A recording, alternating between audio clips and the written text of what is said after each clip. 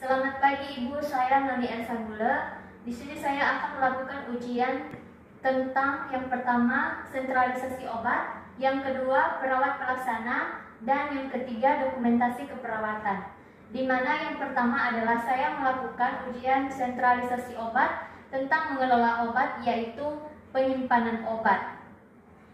Di sini saya akan melakukan identifikasi penyimpanan obat. Saya mencocokkan obat apakah sesuai dengan nama, nomor kamar, dan tempat penyimpanan obat sesuai dengan loker yang sudah disediakan.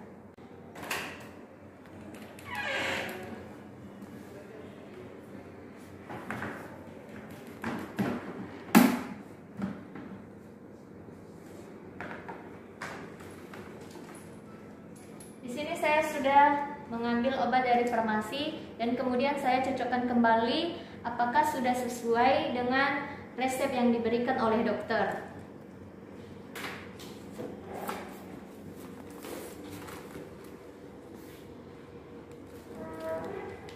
Dokter menganjurkan obat New Diatep 600 mg per tab digunakan 3 kali sehari 1 tab sesudah makan, dan Trophensis injeksi 4 mg per 2 ml 4 mg per 8 jam. Setelah saya memastikan bahwa obat sudah sesuai dengan resep yang sudah diberikan oleh dokter, saya menyimpan obat di loker pasien sesuai dengan nomor kamar pasien dan nama pasien. Di sini kamar atas nama Diego Nathanael Tarigan, yaitu 33 bed 1. Di sini saya melihat lokernya di 33 bed 1. Kemudian saya simpan obatnya di lokernya. Yang disimpan di dalam loker ini adalah obat tablet dan obat yang cair. Penyimpanan obat yang benar dapat memelihara mutu obat, di mana tujuan penyimpanan obat yang baik dan benar adalah untuk memelihara mutu obat, menghindari penggunaan yang tidak bertanggung jawab, menjaga ketersediaan stok obat, serta memudahkan untuk pencarian dan pengawasan. Cara penyimpanan obat tergantung dengan jenis obat. Ada berbagai bentuk sediaan obat disimpan dengan cara yang sesuai. Cara penyimpanan umumnya dicantumkan pada kemasan obat. Berbagai cara untuk menyimpan obat yang benar, yaitu jangan menyimpan kapsul atau tablet di tempat yang panas. Simpan di tempat yang kering dan sejuk pada suhu 15 derajat sampai 25 derajat Celcius. Sedangkan obat yang berbentuk cair jangan disimpan di lemari pendingin kecuali etiket obatnya sudah ditulis di kemasan obat untuk disimpan di lemari pendingin. Hindari agar obat cair tersebut menjadi beku. Kemudian larutan atau sirup disimpan di tempat kering dan sejuk pada suhu 15 derajat sampai 25 derajat Celcius.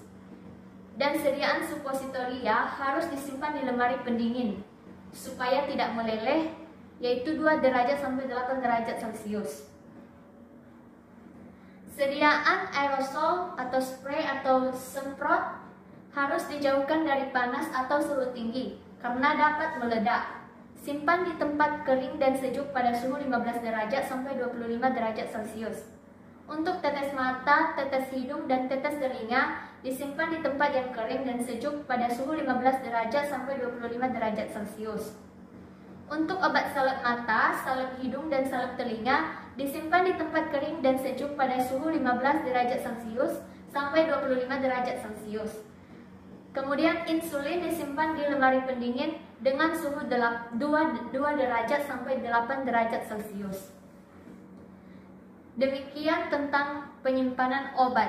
Kemudian selanjutnya adalah saya melakukan role play tentang memberikan asuhan keperawatan. Baiklah Ibu, sekarang saya melakukan peran sebagai perawat pelaksana, di mana saya akan melakukan ASKEP atau asuhan keperawatan kepada pasien anak dengan atas nama anak Gerard. Saya akan memberikan obat dan memberikan cara melakukan batuk efektif, sebab anak Gerard saat ini sedang mengeluhkan batuk.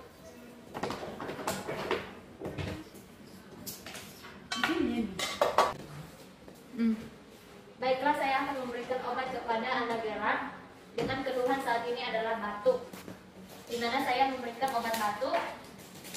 Kemudian saya berikan obat paracetamol atas anjuran dokter karena selain batuk sebelumnya juga geram ada demam. Kemudian saya memberikan antibiotik yang dicampur dengan NaCl sebanyak 100 ml.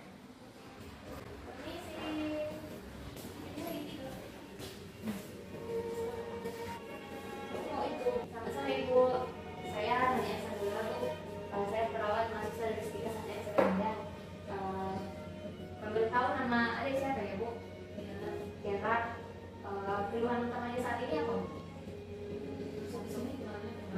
Ya sekarang dia sedang batuk. Baiklah Ibu, di sini saya memberikan obat batuk kepada Gerhard dan obat atas anjuran dokter juga Ibu, yaitu paracetamol dan antibiotik. Apakah Ibu bersedia?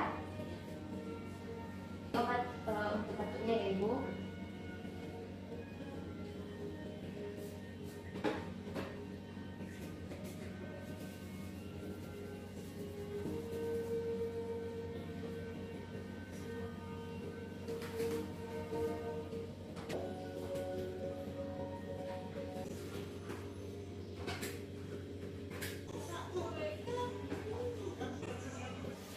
Baiklah Ibu, jadikan keluhannya saat ini batuk-batuk.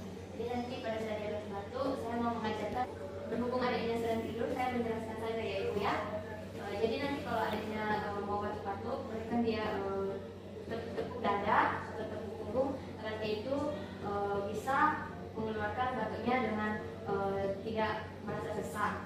Kemudian Bu, kalau bisa, kalau dia sedang batuk, alangkah bagusnya kalau dia menggunakan tisu untuk menutup mulutnya ataupun menggunakan lengannya seperti diajarkan oleh orang tua. Ya, itu saja dari saya Ibu. Kalau ada pertanyaan, silakan. Terima kasih banyak Ibu. Yang ketiga adalah dokumentasi keperawatan.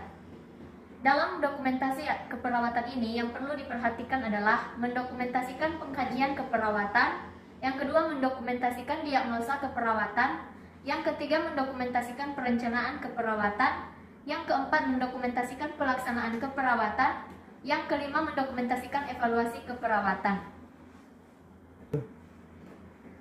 Kemudian setelah mendokumentasikan asuran keperawatan, yang dilakukan selanjutnya adalah mendokumentasikan pengelolaan logistik dan obat.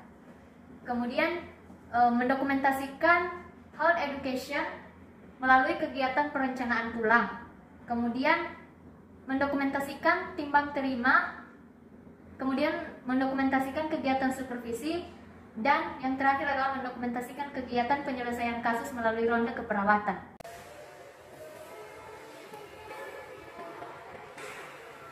Selamat siang Ibu, demikian ujian saya tentang perawat pelaksana, sentralisasi obat, dan dokumentasi keperawatan. Terima kasih Ibu.